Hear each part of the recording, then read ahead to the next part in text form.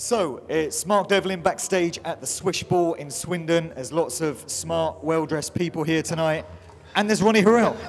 Exactly. I did explain before the legend Omar came on that I went to the Mobos on Wednesday and I've got one suit. And I wore that one suit and it's in the dry cleaners right now. So this is why the attire is not what it should be in such a glamorous... It's nice in there. It is. The ladies are looking like really, really made up. It's an amazing night. Some incredible looking women in there, and I'll say that strictly on a professional basis, you understand. Actually, I'd be in trouble if we had to wear suits as well, because the last time I wore a suit is when I got married. Really? Listen, you got shoes on though, right? Well, this is as smart as I get, really. All right. Well, I don't do shoes in clubs. I just don't do it anymore, man. I got the memo about it being smart dress. You obviously missed that. No, you know what? I got the flyer, which has got a bow tie. It's got the dicky bow and all that, right? So, you know, I'm just using the fact that I wore my suit on Wednesday as an excuse, really. I just don't do suits. I can't DJ in a suit. It's not the one, is it? You know what I'm saying? Especially the black ties. But anyway, so you played in Swindon before. You're no stranger to this town. You've been in the apartment and a few other spots over the years. Yeah. And it's always struck me as a town that likes its soulful music, which you don't get in every town, you know what I mean? Soulful music goes down well here. Yeah, I think no matter where you go, whether it's around the UK, around the world, we're meant to be doing an interview, and we got Michelle over here. Random situations. Who's dragged me out like from behind the DJ box for the last hour, right? And now she doesn't want me to be interviewed. She just wanted to be in the final cut. Now I've just ruined the whole thing.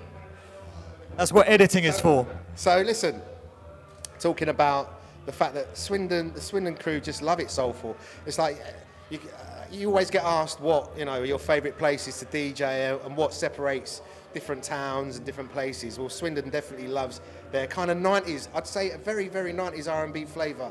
If you go to any of the clubs or play in any of the clubs in Swindon, man, it's always a good look for me, because that was probably the era that made my name within R&B and stuff. So I love coming here. It's like being at the Southport Weekender in Wiltshire. I always find. Yeah, I guess that's one way of putting it, without a doubt. I know there's like a massive contingency that always go down to Southport from here.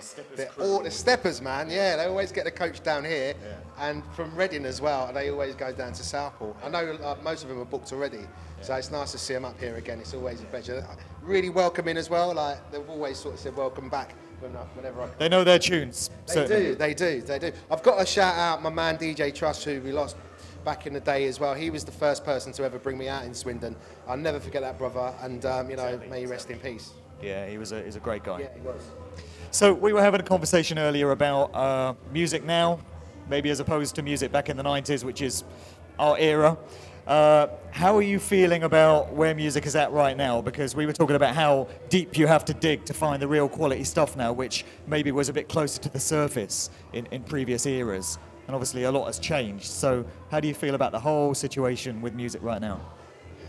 I've always championed music and been one for music to progress, move along. I mean, R&B isn't what it was, termed as back in the 90s. It's a completely different sound, you know what I mean? I do an R&B show, my R&B show on 1Xtra.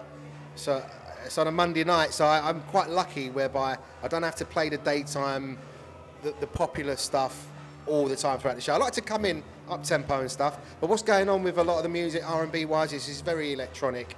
It's very manufactured, a lot of it. When we started out, Mark, you know as well as I do, when we started out, or when we started to play in all those clubs for the big long residencies, maybe 2, 3, 4 years, musically it wasn't popular. Do you know what I mean? Although you had more DJs on the radio being able to expose the underground sound, it doesn't work like that anymore. I mean, I don't know how many R&B shows there are on a national level now, but I can tell you that I do feel that sometimes I'm out there on my own. Do you know what I'm saying?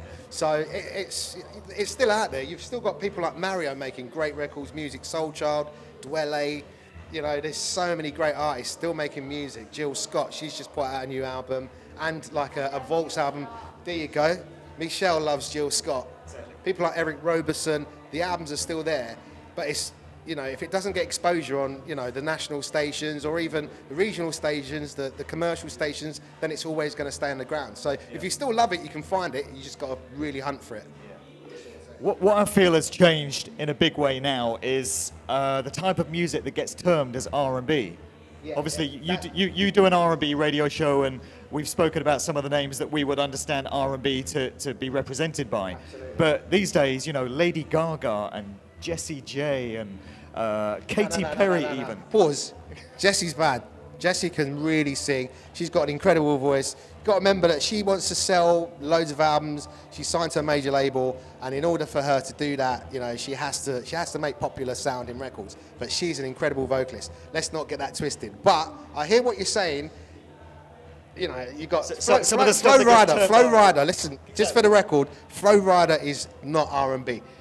Man is not R&B. Do you know what I mean? There's certain artists that are getting played and terminalised as R&B. That's right, that's my point, yeah. They're not. I mean, look, check it out, right? You'll get all these compilation albums, Best of R&B Volume 1, whatever they are, and 9 times out of 10, the records on them are not R&B. I have to say, I was very proud to be asked to do the last 2 Ministry of Sounds R&B anthems, the sleeve notes for those albums.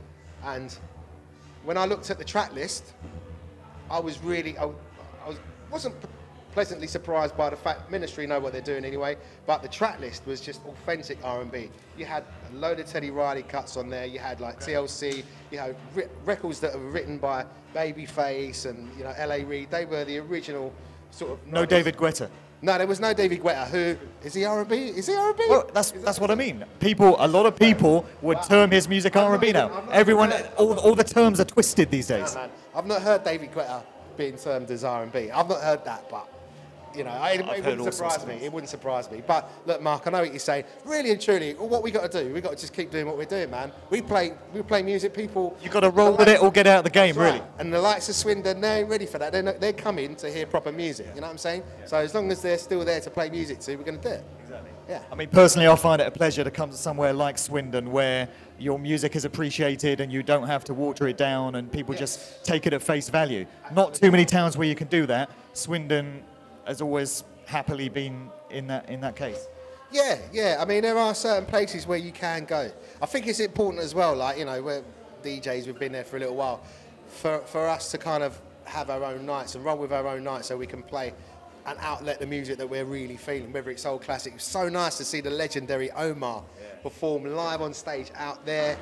Brilliant. It came on with Tell Me, one of his classic records. There's nothing like this. He did It So. I've actually named a night in London It So as a tribute to that record. Do you know what I mean? So it's great to see Omar perform. Yeah, it's great stuff. All right, man, I'll let you go and get your suit back out the cleaners and go and enjoy the rest of the night. Thank you very much. See you next time round. Cheers, dude.